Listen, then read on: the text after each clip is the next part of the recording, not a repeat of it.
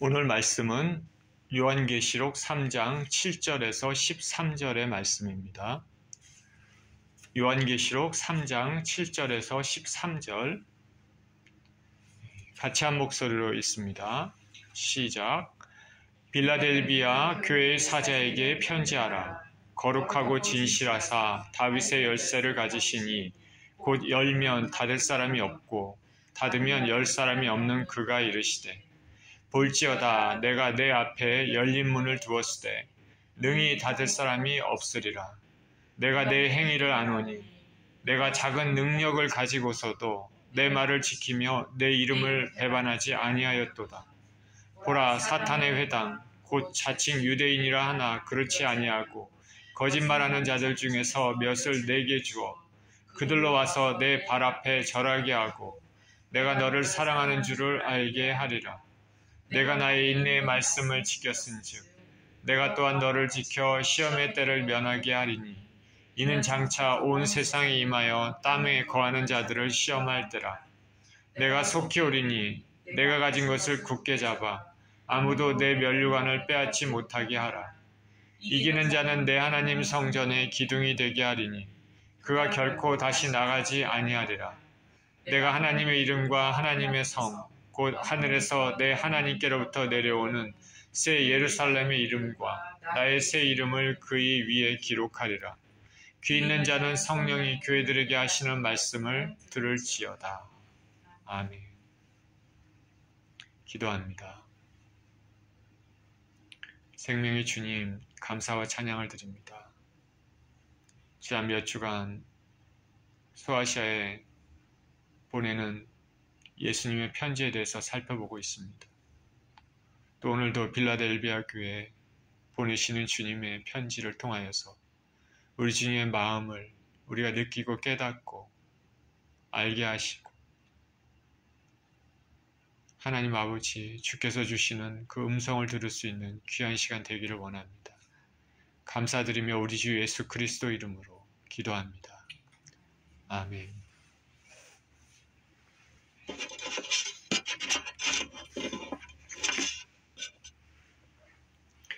자, 오늘 본문은 읽으신 바와 같이 빌라델비아 교회에 대해서 예수님이 주시는 메시지입니다.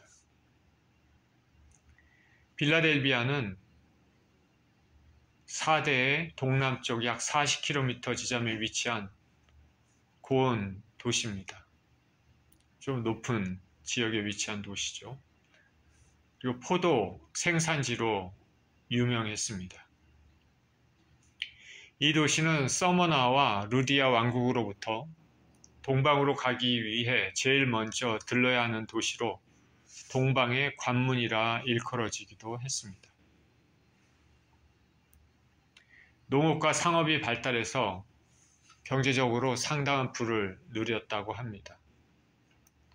그런데 이 도시는 문제가 뭐냐면 지진이 잦았다라고 합니다.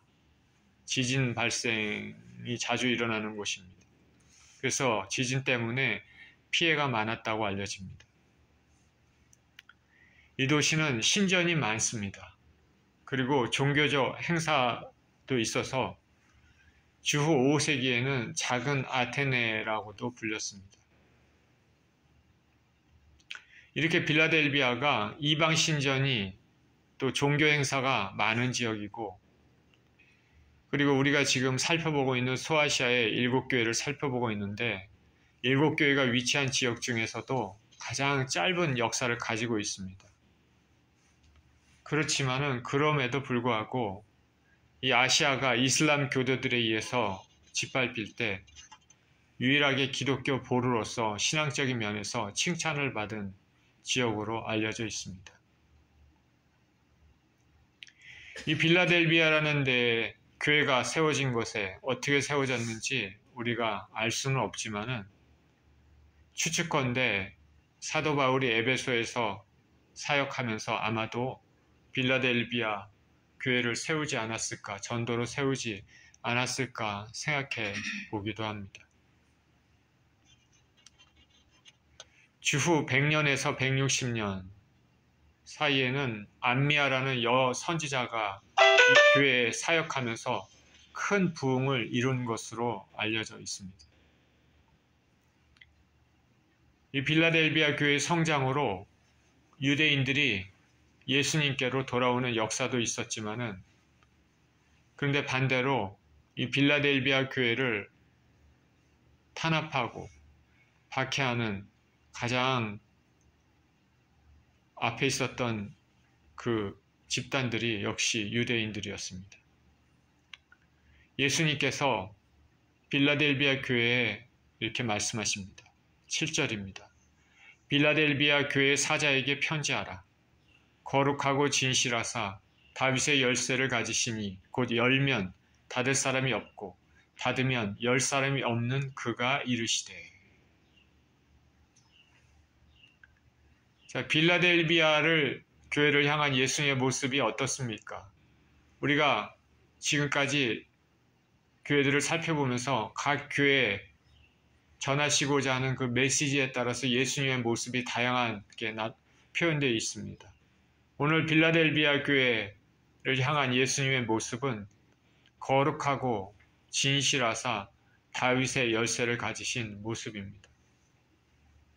거룩하다, 헬라어로 하기오스는 이 구약 성경에서는 하나님 아버지의 칭호로 사용되었습니다. 여기서는 예수 그리스도의 칭호로 사용됩니다. 다시 말해서 예수님께서 하나님이심을, 예수님의 신성을 보여주고 있습니다. 진실하사는 알레디노스입니다. 진실하사. 우리 주 예수님은 진리의 하나님 아버지 뜻을 그대로 계시하시고 진리로 모든 것을 판단하시는 분이십니다. 이렇게 진실하고 거룩하고 진실한 예수님은 다윗의 열쇠를 가지셨다라고 빌라델비아 교회를 향해서 말씀하십니다.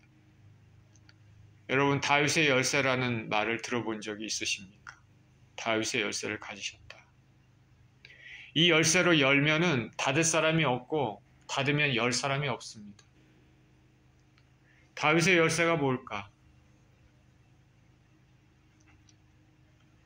구약 이사야서에서는 유대의 국고를 맡고 있는 셈나라는 사람 대신에 하나님께서 엘리야김이 다윗의 집 열쇠를 맡았다고 그렇게 말합니다. 그는 이 열쇠로 지상의 유대 왕국, 즉 다윗의 집 전체를 관리하는 권세를 행사할 수 있게 되었습니다. 다윗의 열쇠는 권세를 의미합니다. 그런데 본문의 다윗의 집 열쇠는 하나님 나라의 문을 열 수 있는 열쇠로서 영생을 줄 수 있는 권세를 말합니다. 생명을 주거나 심판을 행할 수 있는 열쇠입니다. 그러니까 다윗의 열쇠는 생명을 주관하는 그 열쇠가 되는 것입니다. 요한계시록 1장 18절에서 예수님께서 내가 사망과 음부의 열쇠를 가졌다라고 말씀하셨습니다. 엘리야김이 다윗의 집을 관리하는 열쇠를 소유한 것과 같이 예수님께서 하나님 나라를 다스리고 관리하는 그 열쇠를 예수님이 가지고 계셔서 하나님 나라에 들어갈 자와 들어갈 수 없는 자를 결정을 하십니다. 우리 주 예수 그리스도께서 천국의 문 앞에서 누구는 천국의 문을 통과할 수 있게, 누구는 통과하지 못하는 그런 권한을 우리 주 예수 그리스도께서 가지고 계신다는 것입니다. 누구는 통과하고 누구는 통과하지 못하는, 이것은 빈부에 따라 이루어지지 않습니다. 부자가 통과하고 가난한 자는 통과하지 못한, 반대로 가난한 자는 통과하고 부자는 통과하지 못할 그런 건 아닙니다. 남녀노소에 따라 이루어지지도 않습니다. 유대인이라고 이방인이라고 차별을 해서 판단되어지지도 않습니다. 예수님과 사도시대, 초기 기독교 시대 당시에 유대인들은 선민이라는 자부심이 지나쳐가서 오직 자신들만이 하나님 나라의 백성, 즉 다윗의 나라를 유업으로 몰려받았다고 주장했습니다. 오늘날도 이렇게 생각하는 사람들이 있습니까? 우리 교회에서 우리는 유대인은 아니지만 내가 어려서부터 신앙생활을 했다고, 나는 천국 문을 통과할 수 있다고 생각하는 사람이 있습니까? 나는 모태신앙인이라고, 나는 교회 항상 출석한다고, 나는 헌금을 드린다고, 나는 천국 문을 통과할 수 있다 주장하는 사람들이 있습니까?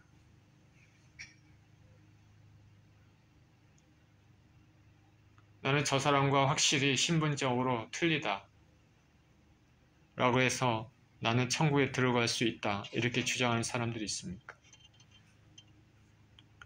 유대인들은 자신들만이 선민이라 얘기하고 자신들만이 하나님의 사랑을 받은 자들이고 자신들만이 하나님 나라의 유업을 받을 수 있는 사람들이라고 주장을 했습니다. 근데 예수님께서 하신 이 말씀은 빌라델비아에 거주했던 유대인들의 생각이 잘못되었음을 알려줍니다. 다윗의 열쇠를 예수 그리스도께서 가지고 계시는 것입니다. 이런 환경 속에서 빌라델비아 교인들, 이방인들이 주류를 이루었을 것으로 추측이 되는 이 빌라델비아 교인들에게 예수님은 내가 다윗의 열쇠를 가진 분이라고 말씀하심으로써 천국의 주권은 오직 예수님께 있음을 말씀하시면서 이들을 위로하고 계시는 것입니다. 요한복음 5장 21절에서 22절에 아버지께서 죽은 자들을 일으켜 살리심같이 아들도 자기가 원하는 자들을 살리느니라. 아버지께서 아무도 심판하지 아니하시고 심판을 다 아들에게 맡기셨으니.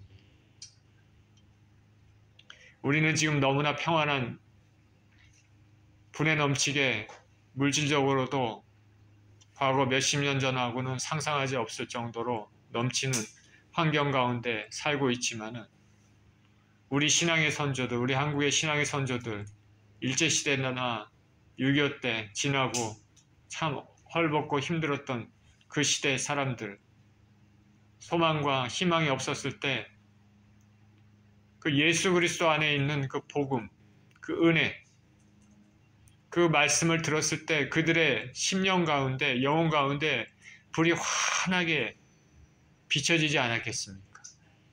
우리 주님 안에 소망이 있다는 것을 알 수 있지 않겠습니까?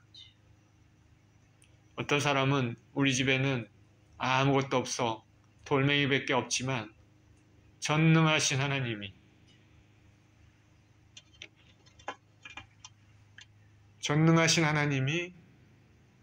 우리를 사랑하시고 우리에게 은혜를 베푸셨으니 무엇이든지 할 수 있는 그 하나님의 은혜로 우리는 살 수 있다, 성공할 수 있다, 기대할 수 있다.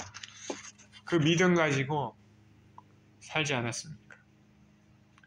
우리 주 예수 그리스도께서는 연약하고 부족한 자들에게 희망과 소망과 빛이 되시는 것입니다.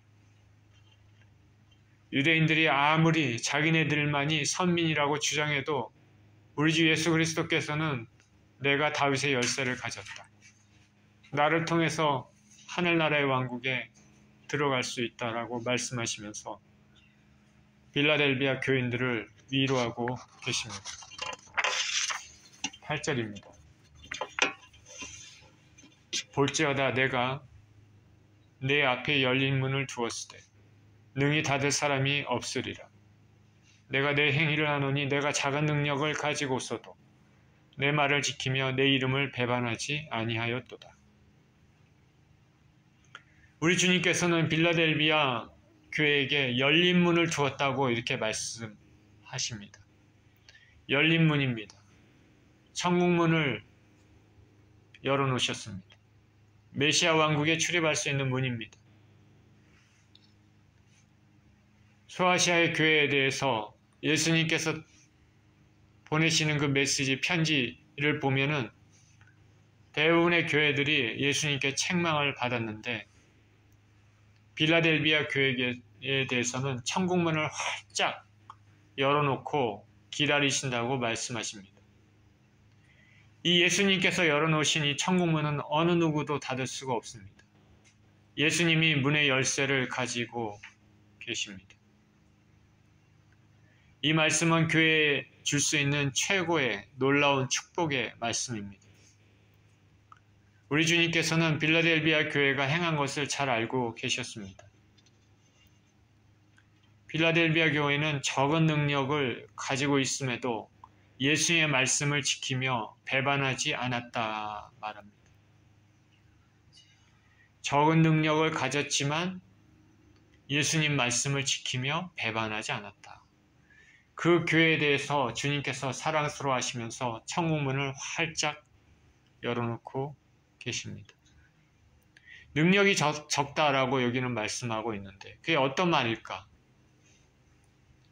어떤 학자들은 이 지역에서 빌라델비아 교인들의 신분이나 지위 등의 외적 능력이 변변치 못했을 것이다 라고 생각하고, 또 다른 학자들은 상대적으로 교회 인원이 매우 작은 조그만 교회이지 않았을까 이렇게 또 생각을 합니다. 무엇이 맞든 교회는 작은 능력을 가지고 있음에도 외부의 압력에 대해서, 시련에 대해서, 유혹에 대해서 굴하지 않고 예수님에 대한 신앙을 굳게 지켰습니다. 성경에 보면 우리 인간 사람들이 가지고 있는 관점과 하나님의 관점은 틀립니다.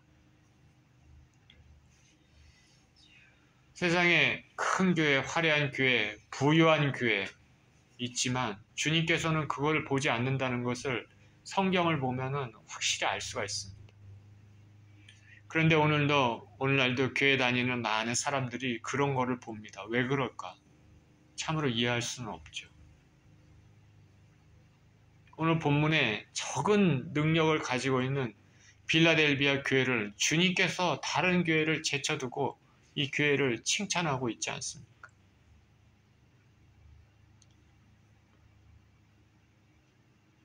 작은 능력만 가지고도 외부의 압력에, 시련에, 유혹에 굴하지 않고 예수님에 대한 신앙을 굳게 지켰습니다. 예수님의 이름을 부인하지 않았습니다. 이런 교회 예수님은 천국문을 활짝 열어놓고 기다리십니다. 우리가 이 땅에 살면서 예수님께 꽉 붙잡힌 바 돼서 좁은 길로 가다 보면 그 끝에서 예수님은 문을 활짝 열어놓고 우리를 기다리고 계실 것입니다. 자, 이 문을 들어가고 싶습니까? 저 여러분 끝까지 이 땅을 살면서 예수 그리스도를 붙잡고 신실히 따르면서 결국에는 이 문을 다 통과하시는 저와 여러분 되시기를 축원드립니다. 9절입니다. 보라, 사탄의 회당 곧 자칭 유대인이라 하나 그러지 아니하고 거짓말하는 자들 중에서 몇을 내게 주어 그들로 와서 내 발 앞에 절하게 하고 내가 너를 사랑하는 줄을 알게 하리라. 빌라델비아 교회의 어려움에 대해서 우리가 알 수 있는데 황제 숭배나 외적 핍박이 아니라, 그리고 교회 내 부도덕하고 혼합주의, 이세벨주의, 니골라당 이런 느낌도 없습니다. 이들이 당한 고난은 유대인들로부터 당한 고난입니다. 유대인들은 예수님의 메시아 되심을 부인하고 예수님을 따르는 사람들을 박해했습니다. 자신들은 혈통적으로 선택된 백성이니까 자신들만이 하나님 나라의 백성이 될 자격이 있고 이방인들은 그렇지 못하다는 잘못된 생각을 가졌습니다. 혈통 우월주의입니다. 예수님의 메시아 되심을 부정하고 예수님을 믿는 빌라델비아 교인들도 부정하는 것입니다. 제가 신학교 다닐 때 우리 선교사님들하고도 같이 공부하면서 교제를 했는데 한국의 좀 큰 교회에 소속되었던 선교사님, 그분이 이 교회에 갔을 때 느꼈던 얘기를 합니다. 세련되고 부유하고 그럴듯한 사람들 모여서 끼리끼리 집단을 이루면서 그룹을 형성하는 경우가 많습니다. 자기네 수준에 맞지 않는 사람들은 다 쳐냅니다. 우리끼리만 우리하고 여러 가지로 레벨이 비슷한 사람들끼리만 모이고 다른 사람들은 탁탁탁탁 쳐내는 것이죠. 그것을 보면서 마음이 좋지 않았다 얘기를 하는데, 오늘 유대인들 그러지 않았을까 생각합니다. 자신들만이 하나님 나라의 백성이 될 자격이 있고 이방인들은 그렇지 못하다. 사탄의 회당이란 말에서 유대인들이 주를 이루고 있는 회당에서 이방인들이 주를 이루고 있는 빌라델비아 교회를 박해하지 않았나 추측해 볼 수 있습니다. 사도 바울이 전도할 때도 가는 곳곳마다 항상 방해를 했던 사단의 무리가 유대인들이었습니다. 데살로니가전서 2장 15절에서 16절에 이렇게 얘기합니다. 유대인은 주 예수와 선지자들을 죽이고 우리를 쫓아내고 하나님을 기쁘시게 하지 아니하고 모든 사람에게 대적이 되어 우리가 이방인에게 말하여 구원받게 함을 그들이 금하여 자기 죄를 항상 채우매 노하심이 끝까지 그들에게 임하였느니라. 신앙의 전통 중요하지만 그러나 우리는 항상 사람 간의 교만함으로 차별하면 안 되겠죠. 우리 자신도 부족한 인생을 구원해 주신 주님을 생각하면서 겸손하게 살아야 됩니다. 하늘나라의 문은 혈통적 유대인들에게만 열려있는 것이 아니라 진정으로 하나님을 믿고 따르는 사람들, 하나님의 보내심을 받은 메시아 대신 예수님을 믿는 이방인들을 포함한 모든 사람들에게 열려 있습니다. 유대인들은 이것을 싫어했습니다. 유대인들은 항상 이방인들을 자신들의 밑으로 보고 자신들 앞에 굴복할 것이라고 믿었습니다. 이에 대해 예수님께서는 유대인들 중에 거짓말하는 자를 빌라델비아 교인들 앞에 와서 절하게 하겠다고 말씀하십니다. 그래서 예수님의 사랑하시는 자들이 누구인지 그들로 알게 하겠다고 말씀하십니다. 빌라델비아 교회는 작은 능력 가졌지만 큰 능력을 가지신 예수님에 의해 사랑받는 자들임을 자신들도 또 외부의 사람들, 유대인들도 알게 될 것입니다. 우리 주님은 자신을 진정으로 따르는 자들을 사랑하십니다. 더군다나 연약한 가운데 작은 능력을 가지고도 믿음이 잃지 않고 주님 부르는 자, 주님을 꼭 붙드는 자를 사랑하십니다. 이것이 큰 상급일 줄 믿습니다. 지금 연약한 가운데 있다면, 주님의 믿음으로 인한 고난이 있다면 그것이 실패가 아니라 주님의 사랑을 다시금 체험하게 되는 은혜가 되었으면 좋겠습니다. 주님을 더욱 의지하고 예수님의 사랑을 많이 받으시는 체험이 있기를 축원드립니다. 자, 많은 것을 가졌지만은 하나님을 섬기지 않는 사람과 적은 것만 가졌지만 하나님을 섬겼던 사람들이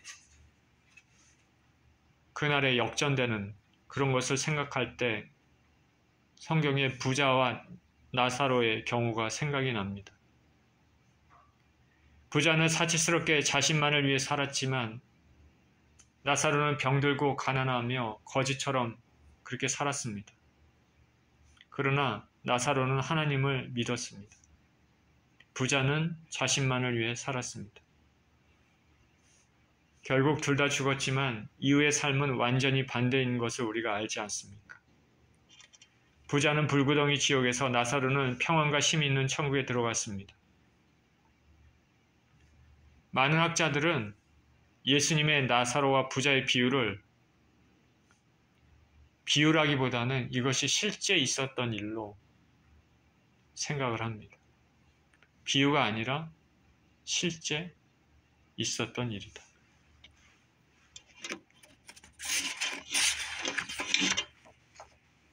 10절입니다.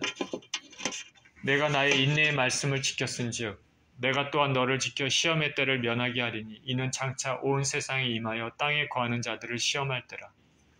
내가 속히 오리니 내가 가진 것을 굳게 잡아 아무도 내 면류관을 빼앗지 못하게 하라. 예수님께서는 빌라델비아 교인들이 예수님의 인내의 말씀을 지켰다고 말씀하십니다. 예수님께서 이 땅에서 보이신 인내를 본받아서 죄악된 세상의 모순을 참고 견뎠습니다. 예수님께서는 이러한 교인들에게 너희가 환난과 어려움 가운데도 나를 붙잡고 인내로 나를 붙잡고 있기 때문에 신앙을 견지하고 있어서 나도 너희를 지켜서 시험의 때를 면하게 하겠다 말씀하십니다. 시험의 때를 면하게 하리니 시험의 때. 여기는 테스트가 아니라 트라이얼, 트리블레이션입니다. 고난의 때입니다. 환난의 때입니다. 어떤 때입니까? 장차 온 세상에 임하여 땅에 거하는 자들을 시험할 때입니다. 다시 말해 이 세상의 악의 세력을 멸하시러 이 땅에 오실 예수님의 재림의 때입니다. 하나님의 진노의 때입니다. 이 때를 면하게 하겠다라고 말씀하십니다. 예수님의 다시 오심은 성경의 가장 중요한 주제입니다. 신약의 모든 책이 예수님의 재림에 대해서 말씀합니다. 재림의 모습이 어떨까? 예수님은 2000년 전에 제자들 앞에서 하늘로 올리우신 그 모습대로 오실 것입니다. 우리 주님께서는 구름을 타고 오십니다. 예수님의 호령과 그리고 천사장의 소리와 하나님의 나팔로 친히 하늘로부터 강림하실 것입니다.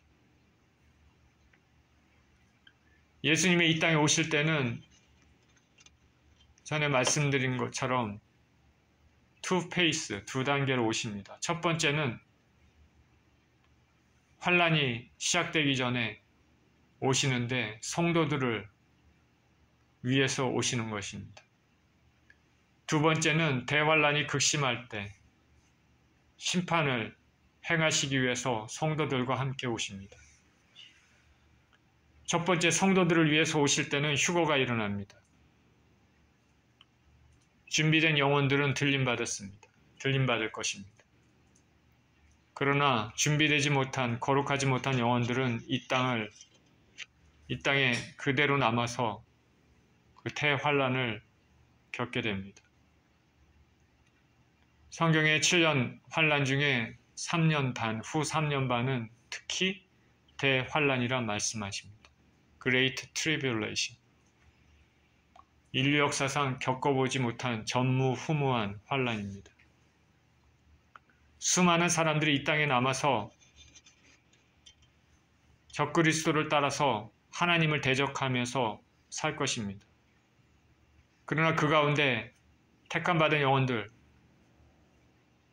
예수님 오셨을 때 준비되지 못해서 들림받지 않았지만 회개해서 주님을 위해 살겠다고 다짐한 영혼들은 끝까지 붙잡고 이 환란을 통과합니다. 많은 박해와 순교를 통해서 많은 영혼들이 예수님이 많은 영혼을 추수할 그런 시기입니다. 대박해를 겪어야 합니다. 누구도 이때를 당하고 싶지 않을 것입니다. 죽음을 각오하고 믿음을 지켜야 할 때죠. 우리 주님께서는 빌라델비아 교인들에게 말씀하십니다. 너희는 나의 인내의 말씀을 지켰다. 그러니 장차 온 세상에 임하여 땅에 거하는 자들을 시험할 때를 면하게 하겠다. 다시 말하면 주님 오실 때 들림받을 것입니다. 시험의 때를 면하게 될 것입니다. 하나님의 인내의 말씀을 지켜 순종하는 영혼들에게 주님은 환란의 때를 면하게 해주십니다. 주님이 오실 때 회개하지 않은 나머지 영혼들은 모두 심판받을 것입니다. 우리 주님이 언제 오실까? 그때와 시간을 알지 못하지만 성경에서는 예수님은 반드시 오신다 말씀합니다. 오늘 편지에서도 내가 속히 오리니 내가 가진 것을 굳게 잡아 아무도 내 면류관을 빼앗지 못하게 하라 말씀하십니다. 속히 온다는 것은 악한 자들에 대한 공의의 심판을 의미하고 빌라델비아 교인들처럼 주님의 인내의 말씀을 지키는 자들에게는 축복의 재림에 대한 약속입니다. 우리는 성경에서 말하면 적그리스도, 마지막 때 등장할 적그리스도가 언제 등장할지, 그 적그리스도의 핍박이 언제가 될지, 그리고 그 핍박이 극에 달할 때 심판으로 오시는 예수님이 언제 오실지 우리는 모릅니다. 그러나 예수님은 그날이 도적같이 온다 말씀합니다. 2000년 전에 예수님 승천 후에는 언제든지 예수님이 이 땅에 오실 준비가 되어 있으신 것입니다. 그러니 저나 여러분이나 거룩한 심령으로 이 땅을 살아야 됩니다. 세상 사람들이 가지고 있는 가치관대로 그렇게 막 아무 생각 없이 살다가는 큰 낭패를 볼 수 있습니다. 준비하지 않고 있다가 예수님 오셔서 환난을 통과해야 될 때는 그 환난을 이길 수 있다. 아무도 장담 못합니다. 극한 공포와 죽음 앞에서 견딜 수 있다 없다 누구도 장담 못합니다. 예수님은 내가 가진 것을 굳게 잡아 아무나 내 면류관을 빼앗지 못하게 하라 말씀하십니다. 믿음을 더욱 공고히 해야 됩니다. 경기장에서 선수가 상을 잃지 않도록 끝까지 최선을 다하는 것과 마찬가지로 어려운 가운데서도 인내의 말씀을 지켜 승리해야 됩니다. 12절입니다. 이기는 자는 내 하나님 성전의 기둥이 되게 하리니 그가 결코 다시 나가지 아니하리라. 내가 하나님의 이름과 하나님의 성 곧 하늘에서 내 하나님께로부터 내려오는 새 예루살렘의 이름과 나의 새 이름을 그의 위에 기록하리라. 귀 있는 자는 성령이 교회들에게 하시는 말씀을 들을지어다. 이기는 자에게는 하나님의 성전의 기둥이 되게 하신다 말씀하십니다. 하나님 성전의 기둥이 되게 하겠다. 제가 서두에 빌라델비아는 지진이 자주 있었다 말씀드렸습니다. 지진이 일어나면 건물이 폐허가 됐는데 파괴된 건물 가운데 남아있는 것들은 신전의 돌 기둥뿐이었다고 전해집니다. 지진과 폐허 가운데 유일하게 남아있는 신전 기둥을 본 빌라델비아 교인들에게는 하나님이 거주하시는 하나님의 성전의 기둥이 되게 하신다는 약속은 승리자들이 하나님 나라에서 중요하고 요동치 않는 위치를 차지하게 될 것임을 알려주는 것입니다. 그리고 여기서 이기는 자에게 주어지는 또 다른 약속은 하나님의 이름과 새 예루살렘의 이름과 예수님의 새 이름을 그 위에 기록하시겠다는 것입니다. 이것도 이름을 부여받는 것은 빌라델비아 교인들에게 친숙한 것이었습니다. 지진으로 인해 폐허가 되었을 때 로마 황제 티베리우스의 도움으로 재건이 되고 난 후에 니오 가이사라라는 이름을 받았다고 합니다. 그리고 베스파시안 황제의 성을 따라서 플라비아라는 이름으로 바뀌었다고 합니다. 그러니까 이름을 받은 도시가 그 도시의 이름을 받은 경험이 있죠.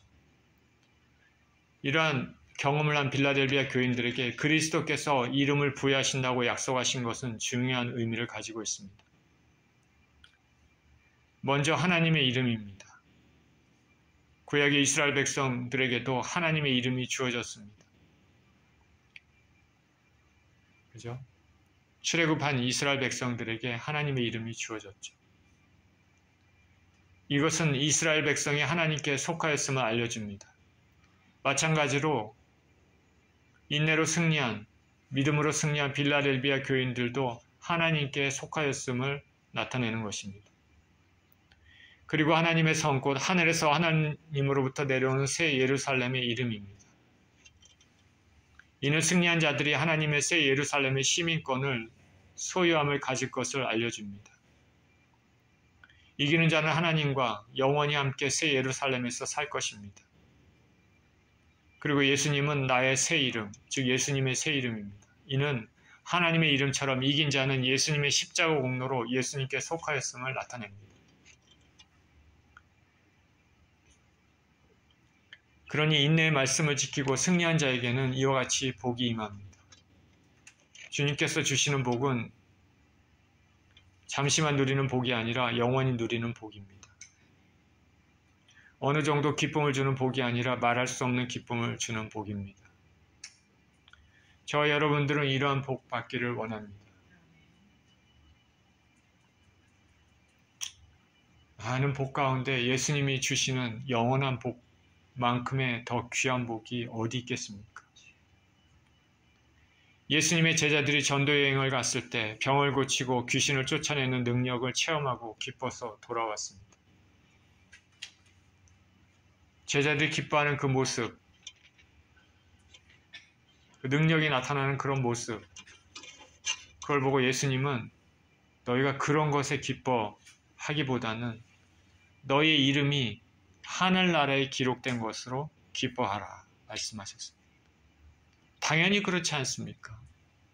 이 세상에 아무리 능력과 권능과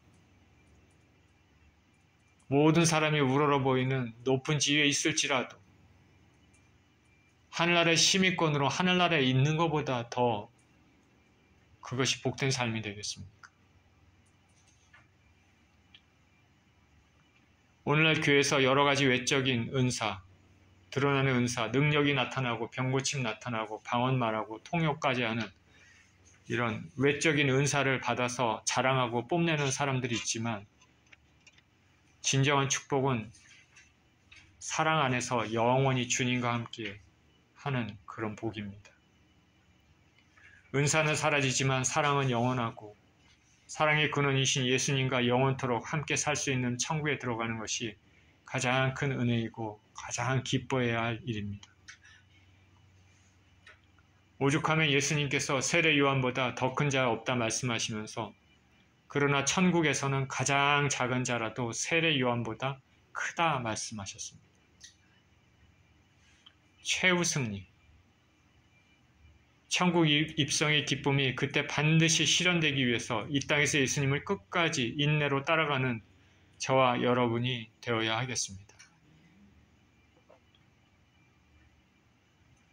여기 예수님께서 이기는 자는 내 하나님 성전의 기둥이 되게 하리니 그가 결코 다시 나가지 아니하리라 말씀하고 있는데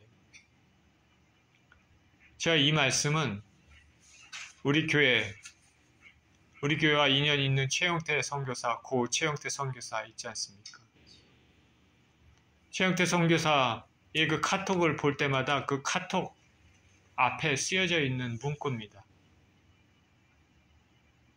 이기는 자는 내 하나님 성전의 기둥이 되게 하리니 그가 결코 다시 나가지 아니하리라. 이 말씀을 이렇게 적는 사람들이 그렇게 많지 않았던 것으로 보입니다. 제 여태까지 신앙생활을 봐서는. 그래서 그 말씀을 그 카톡 전면에 이렇게 있는 걸 보고 굉장히 특별하고 신선하다는 느낌이 많이 들었습니다. 이 고 최영태 선교사는 지금은 주님과 함께 천국에서 기쁨을 누리고 있을 것으로 분명히 믿습니다. 그래서 선교사님이 많이 부럽기도 합니다. 어릴 때부터 선교사로 헌신해서 혼자 외국에 살면서 주님만 바라보고 주님만 동행하며 인생을 살았습니다. 저보다 나이가 많이 어리지만 저보다 훨씬 먼저 예수님 안에 있었던 주의 종입니다. 마음이 굉장히 어리기 때문에 사역하면서 많은 고통을 받았겠지만 그만큼 주님은 더욱더 귀하게 여기셨을 것 같습니다. 오늘 예수님의 편지에서 빌라델비아 교인들은 적은 능력을 가지고도 박해를 이겨냈습니다. 이를 통해 신앙은 능력이 많고 적음의 문제가 아니라 얼마나 주님 앞에 신실한가 아닌가의 문제임을 알 수 있습니다. 얼마나 말씀을 인내로 지켜 승리하는가 아닌가. 주께서 주신 구원의 선물은 능력자에게 주어지는 것이 아니라 신실하게 인내하며 주님을 따르는 자에게 주어집니다. 믿음을 신실히 지키며 인내하는 자에게는 장차 올 대환란을 겪지 않습니다. 주님은 주님을 믿고 사랑하는 자들에게 환란을 겪지 않도록 옮기시고 보호하실 것입니다. 저와 여러분은 하나님 말씀, 예수님 말씀을 인내 지키며 이기는 자가 되어야 하겠습니다. 그래서 영원한 하나님 나라의 백성으로 살게 되는 저와 여러분 모두 되시기를 예수 그리스도 이름으로 축원드립니다. 기도하겠습니다. 하나님 아버지 감사합니다. 빌라델비아 교인들은 적은 능력을 가졌지만 인내로 주님의 말씀을 지키며 주님을 꽉 붙잡고 살았습니다. 주님께서는 이 빌라델비아 교인들에게 천국문을 활짝 열어놓으시고 그들을 맞이할 준비를 하고 있다고 말씀하십니다. 이들에게 장차 이 땅에 임할 큰 환란을 겪지 않게 하겠다고 말씀하십니다. 하나님 우리 아버지, 주님께서 보시는 것은 큰 것이 아니라 크고 작은 그 문제가 아니라 주께서 주신 그 능력대로 그 안에서 신실하게 주님을 섬기고 인내로 주님을 섬기는 그것을 보시는 줄 믿습니다.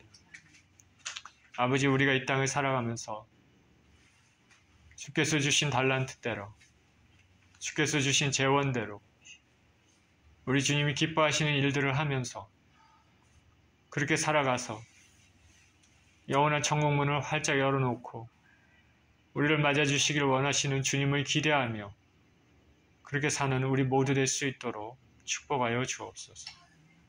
감사드리며 우리 주 예수 그리스도 이름으로 기도합니다. 아멘.